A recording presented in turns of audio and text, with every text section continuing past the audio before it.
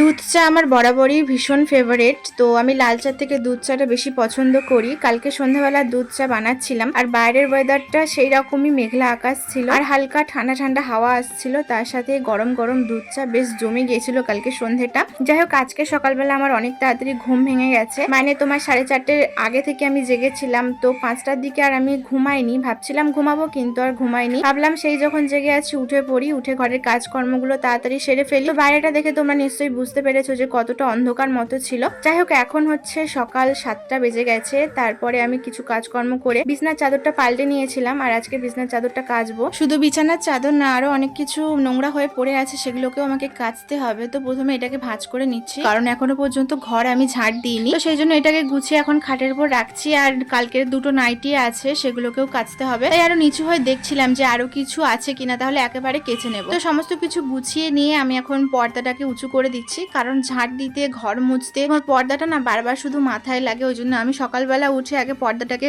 মুড়ে রাখি এইভাবে। তো এখন আমি ঘরটাকে ঝাড় দিয়ে নিচ্ছি। তো এই সাইডটাতে ঝাড় দেওয়া হয়ে গেছে, সামনের দিকে ঝাড় দেওয়াটা বাকি ছিল। তো ঝাড় দেওয়ার পরে আমি ঘর মুছে নিচে যাব।